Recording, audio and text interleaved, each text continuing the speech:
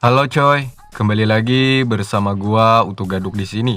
Kali ini Utu Gaduk akan menemani kalian yang hatinya masih sepi.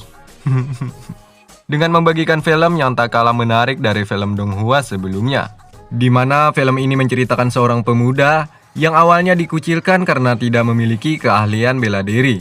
Namun semua itu berubah, di mana seorang pemuda itu dikejutkan atas kedatangan kekuatan secara misterius yang diturunkan langsung oleh sang dewa. Hal tersebut membuat orang biasa menjadi luar biasa. Nah, jadi saya jamin kalian semua akan suka nih film. Oke lah, sebelum masuk ke alurnya kita fantun dulu ya kan. Makan nasi nggak pakai ikan. Yuk, gasken yuk. Ya kan?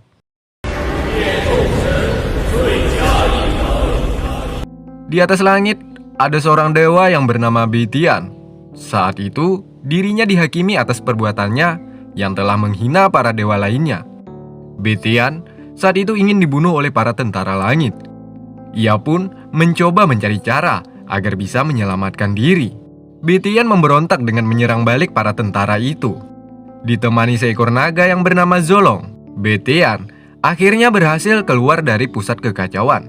Namun sudah terlambat coy. Meski berhasil keluar, Bitian akan tetap mati karena para dewa lainnya sudah menuliskan di sebuah kertas takdir bahwa dewa yang bernama Bitian akan mati.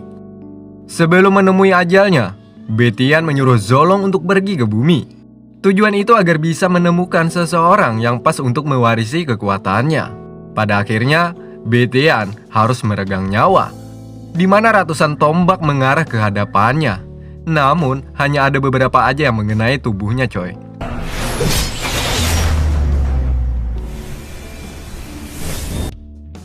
Hal itu sudah cukup membuat Bitian mati secara mengenaskan. Dan film pun tamat. Sementara di bumi ada seorang pemuda terbungkus oleh perban. Dia bernama Lin Xiao, di mana di hadapannya ada seorang wanita cantik yang jatuh ke arahnya. Dia bernama Ying Er. Saat itulah Lin Xiao merasakan aura yang tak pernah ia rasakan sebelumnya, di mana di sekitarnya menjadi slow motion. Coy. Tak lama dari itu datanglah seekor naga. Yaps, dia Zolong. Dan celup. Ternyata semua itu hanyalah sebuah mimpi dari Lin Xiao. Tapi anehnya mimpi tersebut seakan-akan seperti kenyataan coy. Lin Xiao merasakan dirinya lebih kuat dari sebelumnya. By the way, Lin Xiao sebelumnya mengalami koma selama 3 hari 3 malam. Penyebab dirinya seperti ini akibat dihajar orang-orang yang sering membulinya. Namun di filmnya tidak menampilkan secara rinci kejadiannya itu coy. Oke genjot, berkat mimpi tadi, Lin Xiao bisa merasakan bisikan suara hati dari ibunya. Lin Xiao, tunggu ibu pulang ya. Berani sekali mereka menyakiti anakku ini. Nanti kita hajar sama-sama ya nak. Ibu sayang kamu. Muah, muah, muah. Ujar suara hati ibu Lin Xiao. 就没事了，谁欺负你了？娘帮你教训他。笑儿，等娘回来就没事了。 Singkatnya, Lin Xiao menceritakan kepada Ying Er tentang mimpinya tadi.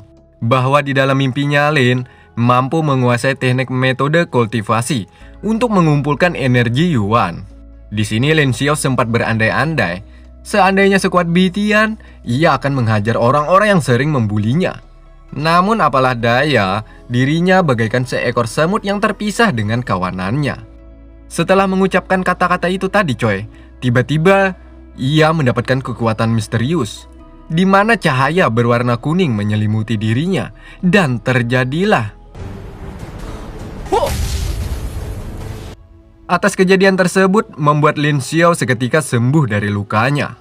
Bahkan mereka berdua pun sama-sama terkejut atas kekuatan metode kultivasi ini. Sesuatu yang sangat mustahil ini bisa terjadi.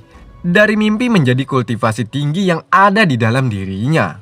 Atas kekuatan yang ia dapatkan dari mimpinya coy, kali ini Lin Xiao berencana akan balas dendam kepada mereka yang sering menindasnya.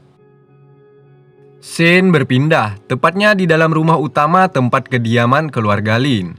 Di sana ada Tuan Lin Yin, dia adalah ayah dari Lin Xiao. Saat itu ia bersama bawahannya yang bernama Yuan Shihai yang sedang bersujud mohon ampun. Yuan Shihai berasal dari istana Xia coy. Saat itu Yuan Shihai memohon ampun karena ia tidak menjalankan perintah sesuai keinginan tuannya. Selain itu mereka berdua membicarakan cara untuk membunuh seseorang. Orang yang dimaksud mereka itu masih menjadi misteri coy. Siapa dan apa tujuan dari keluarga Lin ini masih menjadi tanda tanya. Oke lah genjot coy. Siang harinya, Lin Xiao menanyakan kepada Ying tentang kipas putih yang ada di tempat ini. Kipas tersebut adalah pemberian dari Tuan Mo Feng saat menjenguk Lin saat itu masih terbaring koma. Selain itu, Ying juga mengatakan bahwa Tuan Zhao juga datang dan berjanji akan mencarikan obat untuk kesembuhan Lin. Mendengar itu, Lin Xiao merasa senang karena masih banyak perhatian dengan dirinya. Dan singkatnya, Lin Xiao ingin mengajak Ying untuk mencari orang-orang yang sering membulinya untuk balas dendam.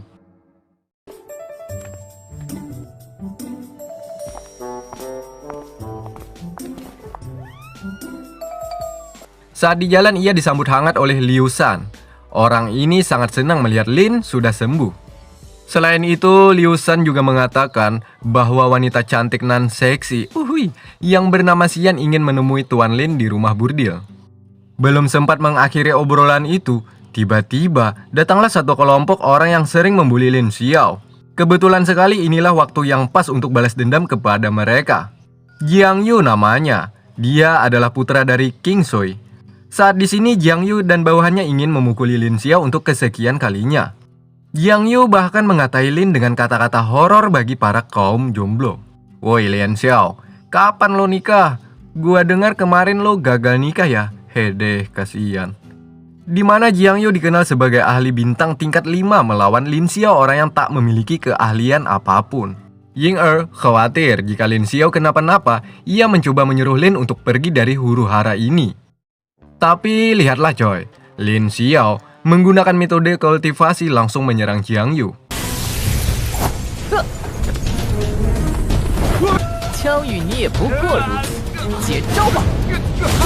Tak lama dari itu, tiba-tiba kekuatannya juga menghilang dari tubuhnya. Jiang Yu mengambil kesempatan ini dengan menyerang balik melalui sebuah pukulan manjanya. Blek! Lin Xiao terjatuh. Kemudian Jiang Yu ingin menerkamnya. Tapi Lin Xiao mampu menghindar. Hal itu membuat kekuatan Lin kembali lagi.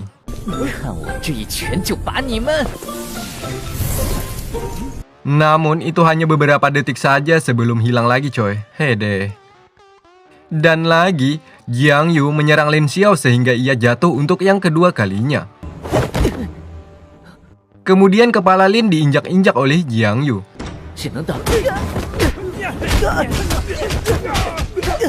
Saat disinilah kita akan melihat kekuatan Ying yang saat itu menyelamatkan Lin Xiao. Sementara salah satu bawahan Jiang Yu dihajar olehnya hingga tersungkur. Piu.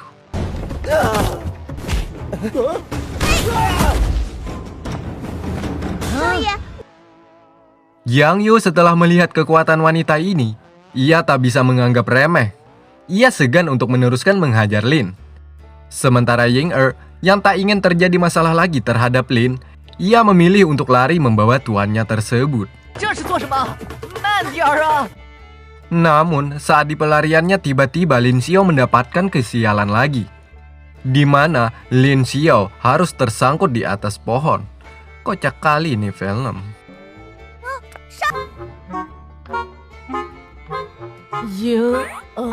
少爷，我们安全了。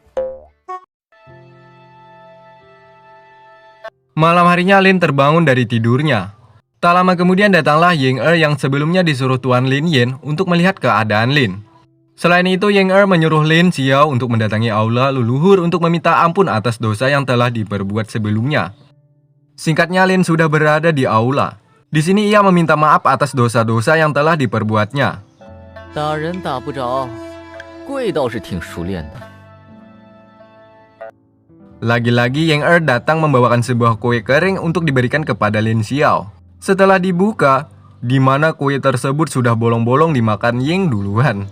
Akhirnya Lin Xiao pun memberikan semua kue itu kepada Ying Di sini Lin Xiao kagum atas kekuatan Ying Er siang tadi, yang dimana semakin hari semakin meningkat. Bahkan Lin Xiao juga meminta maaf karena sebelumnya sering memarahi Ying Er. Lin Xiao baru sadar bahwa tujuan Ying Er untuk kebaikannya. Gak apa-apa tuan, wajarlah, kan kamu masih muda. Anjing, padahal kamu itu lebih muda dariku. Singkatnya Lin Xiao terbawa suasana. Di sini hampir saja terjadi pencabulan coy. Belum sempat apa-apa datanglah Tuan Lin Yin yang melihat perbuatan putranya. Bahkan Lin Xiao dikejar-kejar oleh ayahnya karena telah berani melakukan hubungan asmara di aula leluhur. 小子，给我站住！你听我解释啊！打死你个逆子！莹儿，莹儿，爹！ Besok harinya Lin Xiao mendatangi ke guil obat-obatan. Saat di sini ia didatangi oleh Pak Tua yang mengomel tanpa alasan yang jelas. Bahkan Pak Tua ini ingin mengusir Lin Xiao. Boom! Lin Xiao langsung menggeprek wajah Pak Tua tersebut. Setelah mendapatkan tamparan, Pak Tua tetap terus mengomel coy. Atas keributan ini membuat seorang pemuda juga datang. Dan Pak Tua mendapatkan diskon ditambah free ongkir. Jelek. Pemuda ini bernama Jiang Hong. Dia adalah penyuling obat guil ini. Woi, Lin, kamu kesini mau cari pil obat ya? Pasti cari yang gratisan ya kan? Woi, si muka anjing, kedatanganku bukan mencari obat, tapi ingin menghajarmu. Jiang Hong hanyalah seorang penyuling abal-abal coy. Dengan pengetahuannya, Lin Xiao mengetahui bahwa hasil sulingan dari Jiang Ho sebentar lagi akan meledak. Mendengar itu, Jiang Hong memanggil bawahannya menyuruh untuk menghajar Lin Xiao. Para penjaga pun datang, sementara Lin Xiao pergi ke dalam untuk menemui seseorang. Sementara Jiang Ho melanjutkan proses penyulingan. Tak lama dari itu, terjadilah. Hasil sulingannya meledak coy. Sementara Lin Xiao mendatangi Nona Zelan, dia seorang peramu obat. Nona Zelan mendapatkan perintah dari atasannya untuk tidak memberikan obat kepada Lin Xiao. Karena di mana Lin sering ngotang coy. Namun hari ini Lin berjanji akan bayar. Kemudian ia memberikan kertas resepnya kepada Nona Zelan. Sesaat mau memberikan resep, tetua buil ini datang. Namanya Liu Xi. Liu Xi setelah membaca resep tersebut sangat terkejut dan tertarik ingin tahu siapa yang menulisnya. Lin Xiao tak ingin mengatakan siapa penulisnya. Bahkan dirinya ingin merebut kembali. Karena tak ingin mengatakan, Liu Xi membakar kertas tersebut dengan jurusnya. Liu Xi mencurigai bahwa Lin Xiao mencuri resep tersebut dari seseorang. Itulah alasan mengapa membakarnya. Kemudian Lin Xiao dengan pengetahuannya, ia mengatai Liu Xi yang dimana tingkatan tetua ini masih di tingkatan pertama. Dengan tingkat rendah, ingin berspekulasi dengan menggunakan teknik tingkat keempat, yakni resep dari pil sumber elemen dingin. Bahkan Liu Xi terjebak di 6 nadi racun dingin. Liu Xi semakin penasaran atas pengetahuan Lin Xiao yang luar biasa ini. Selain itu, ia juga malu karena Nona Zelan mengetahui hal ini. Lalu Liu Xi mengajak Lin Xiao untuk bekerja sama, juga merahasiakan perkataan yang diucapkan sebelumnya. Liu Xi juga berjanji akan meramu resep yang ada di kertas sebelumnya untuk diberikan kepada Lin. Namun sudah terlambat coy, Lin Xiao menolaknya. Singkatnya di rumah, Lin Xiao bermain dado seorang diri. Saat asik-asiknya bermain, datanglah ayahnya, memberikan pil untuk kesembuhan putranya. By the way, pil ini dibeli dari Yuan Shihai yang dikenal sebagai seorang master penyuling. Dengan pengetahuannya, hanya dengan mencium, Lin Xiao mengetahui bahwasanya pil tersebut terbuat dari kotoran Mendengar itu, ya tentu ayahnya marah. Karena di mana harga pil tersebut sangatlah mahal. Bahkan harganya mampu membuat bangkrut keluarga Lin. Ayahnya kemudian mengatakan kepada Lin, baru-baru ini keluarga dari Lin Shifang sudah dipermalukan oleh marga-marga lainnya. Lin Yin berharap putranya suatu saat menjadi kuat dan hebat untuk membayar apa yang telah mereka buat. By the way, waktu dulu sebelum Lin Xiao lahir, ibunya mengalami kecelakaan akibat diserang oleh kelompok lain. Hal itu diyakini faktor utama mengapa Lin Xiao memiliki sedikit masalah dalam bela dirinya. Singkatnya, Ying Er mendatangi Lin Xiao yang baru bangun dari tidurnya. Ying memberikan sebuah pil pemberian dari Liu Xi kepada Lin. Yap, pil ini adalah resep yang didapatkan di dalam mimpi saat Be Tian masih hidup. Tanpa ragu, Lin Xiao pun mengkonsumsinya. 那套消除隐患的方法，在这 Setelah mengkonsumsi, Lin Xiao berkultivasi selama 3 hari 3 malam.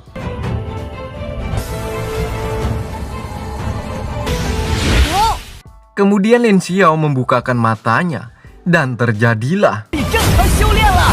Lin Xiao mendapatkan kekuatan langsung dari sang dewa. Berkat mengkonsumsi pil tersebut, seketika kekuatan Lin Xiao meningkat. Ia pun mempraktikkan jurus tinju eksternal.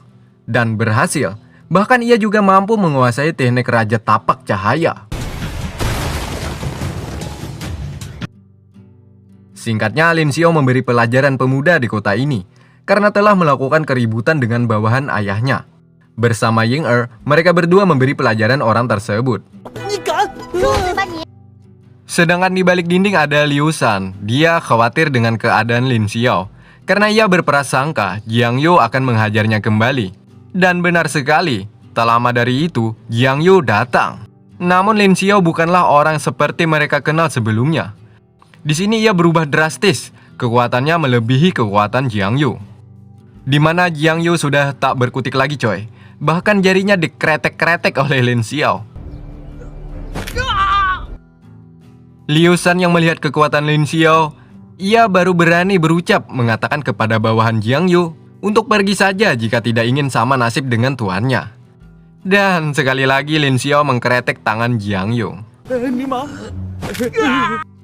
Hal itu membuat Jiang Yu melepaskan pukulan keras ke arah Lin. Dengan mudah ia menghindar dan tendangan Lin telak mengenai kedua telur buyung puyuh. Dan Jiang Yu sudah kalah, sedangkan Lin Xiao dengan sumringahnya berjalan seakan-akan menjadi superhero. Saking senangnya, ia pun menginjak kulit pisang dan 总算出了回风头。 sedangkan Jiang Yu meminta kepada bawahannya untuk menemui Jiang Hong. Di sini firasat buruk sepertinya akan terjadi lagi dengan Lin Xiao coy. Okelah genjot. Sedangkan Ying setelah kejadian tadi, ia semakin cemas untuk di masa datang Lin. Karena di mana Jiang Yu adalah orang licik. Dia pasti berniat akan mengirim seseorang untuk membalaskan dendam terhadap tuannya. Dengan santuinya Lin Xiao berucap, "Tenang dek, kakak yang dulu bukanlah yang sekarang, asik."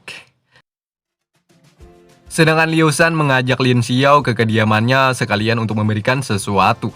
Selain itu ada juga sahabat-sahabat Lin Xiao. Baju kuning bernama Zhao, baju biru muda bernama Mo Feng.